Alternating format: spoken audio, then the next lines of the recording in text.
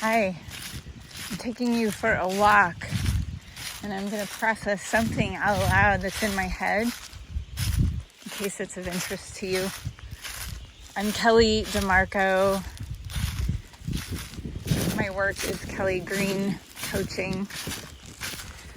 I really desire with all my heart to help people really get the connection between personal thriving and planetary thriving, and understanding how when we as human beings take steps to follow our passion to live lit up and on fire in the midst of all of the things going on, that we bring light, we bring vitality into a world that really needs us to be our most radiant selves. We also take steps that I believe contribute to planetary thriving, because we're living in alignment with our values and with the current of life force within us. I've worked a lot with human beings through various stages of life, through various stages of grappling with physical injuries, emotional trauma, psychological trauma, spiritual restlessness, and also, with people who are really wanting to reach for a life in which they are really living lit up and on fire.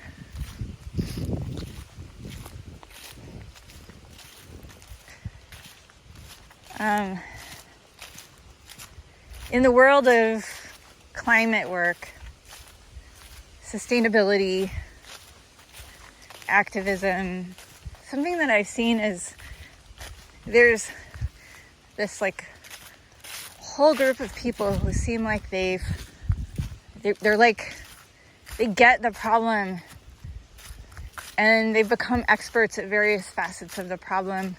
And when we look at those people from the outside, what we see is they've got it all. They understand it. They understand this problem that feels so hard to understand.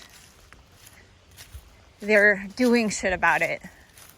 Or maybe they're living their lives in a way where, there's no way I could do that because I'm so entrenched in this other life. And then there's this other side where it's seemingly people are sleeping to the problem of the environmental crisis, the climate crisis. What I see in having had the privilege of working with people in a really close and intimate way is that a lot of people are waking up. They wake up momentarily to the hardship, look outside and see oh God, I can't do that. I couldn't do that. I couldn't make this shift. I don't know how to do that. I'm not an expert. I just don't even know. So then there's this tendency to hit the snooze button, pull the covers back over the head, go back to sleep, or distract oneself with all of the trappings of our current daily life. Because in the face of such steep change, that just seems like the only, that seems like the only thing to do. And I had this interesting interaction with somebody this morning on LinkedIn, and he was kind of calling someone out for hey, just be real. Let people know that you too were caught up in, the trappings of wanting money, kind of being money hungry, and kind of doing shitty things to the planet as a result of that. And now you're in a different place and you see things differently. And so you're not doing that. But I think sometimes when we come through a shift, a transformation, and we get to the other side, we can look back and we can stand on our high horse, stand on a pedestal of, oh, I know this now and you should do this. This is the right thing to do. This is the right way to live. This is the right way to be showing up because it's the most healthy way. And then we're pontificating from our platform. And what I really care about is that deep ache that everybody wrestles with when we go through the process of transformation. There's a deep ache that, when we go through big shifts, it's usually in response to waking up to a big internal ache that somehow has caught our attention so much that we can't go back to sleep anymore. We wake up and it is freaking uncomfortable. So uncomfortable that we have to just face it and embrace it and be with it and allow it to begin to shift us and morph us into a newer, dare I say, healthier version of ourselves. I also see on the other end of the spectrum, that kind of looking up and looking outside of and seeing people who seem to have come through big shifts, and it feels so daunting.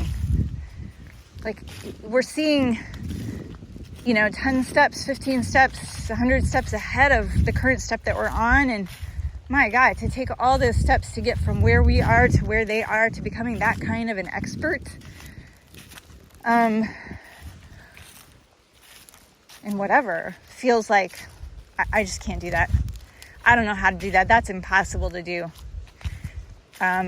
And then we kind of idolize those people and think, well, heck, they must be, incredibly endowed with something that I wasn't gifted with, or they've got something in them that I don't have. And the reality is, for some of those people that you're looking at, an incredible ache was born inside of them that called them into an incredible shift, an incredible transformation. And they're living in that place of deep transformation into a more powerful expression of themselves, and living in a way where that ache bore in them a capacity to serve in a bigger, fuller way.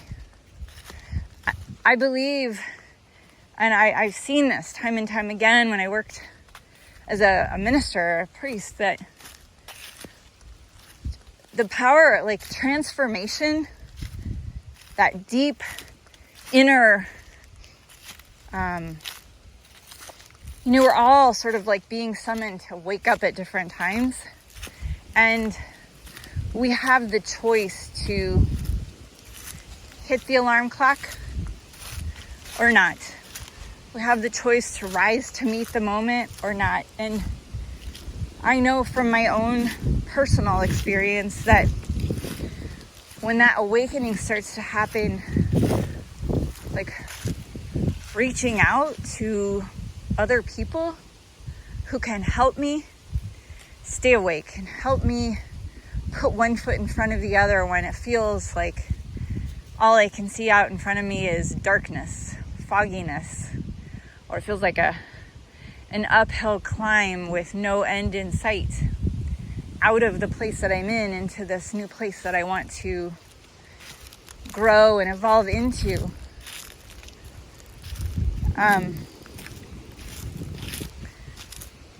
From everything that I can see when I look out into the world, we're all being called into this incredible shift, myself included.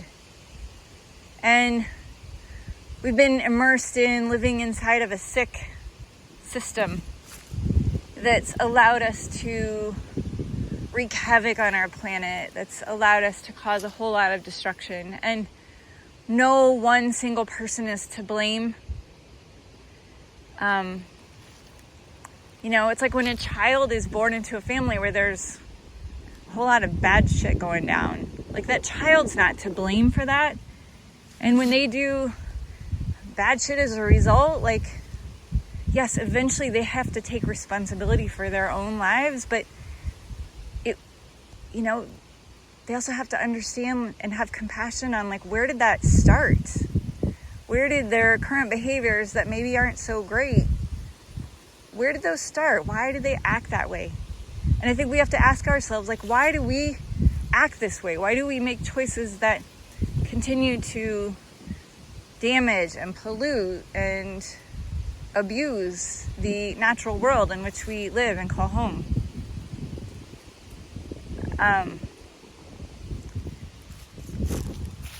We can either wake up to this and really reconcile this and look at, like, how do we get here? How do we get to this current place that we're in so that we can begin to accept responsibility for our own part in continuing it? And then we can look at what are choices that we can make that really align with life, with thriving, with our vitality, with how life wants to move through us. I believe with all my heart, and I've heard it time and time again from people who have, really begun to wake up to or are awake to the environmental crisis. Like it hit them hard and they couldn't go back to sleep.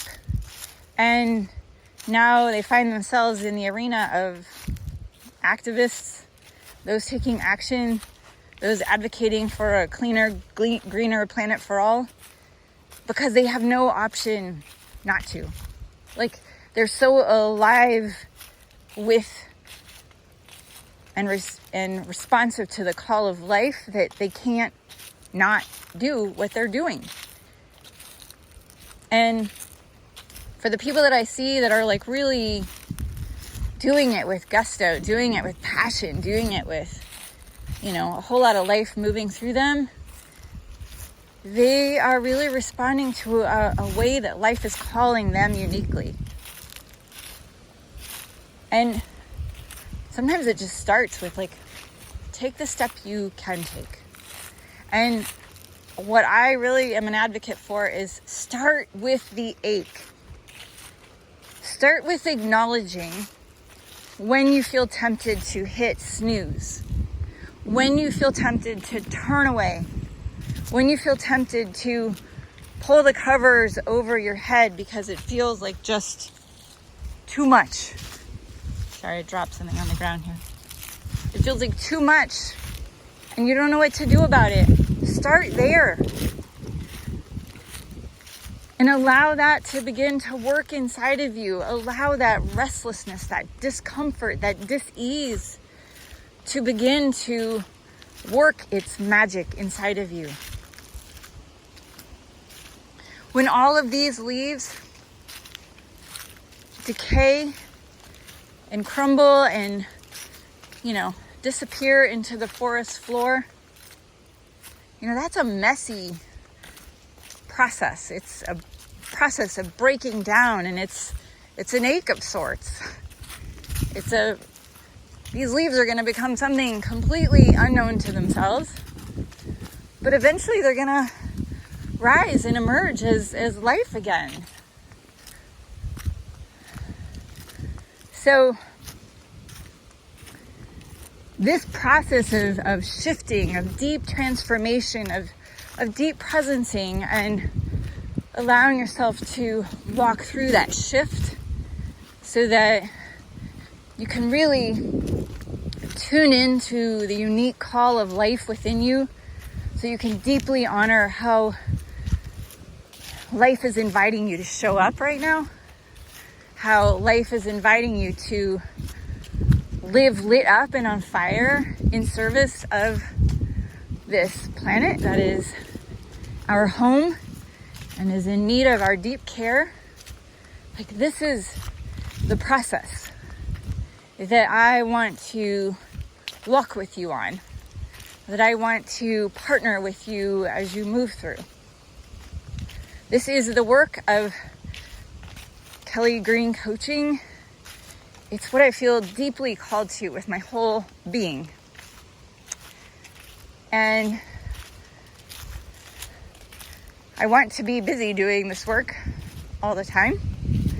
And until I am, I will just continue to try to give voice to it in different ways so that I can hopefully reach those who feel a yearning to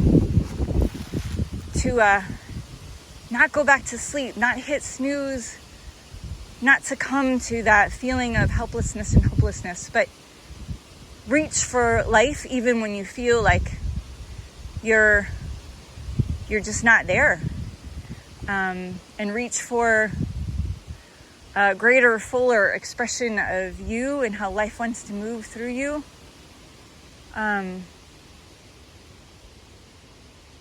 That really is in alignment with life, with thriving, with vitality, with, that aligns with and supports you thriving, the community around you thriving, and our planet thriving too. All right. Thank you for listening.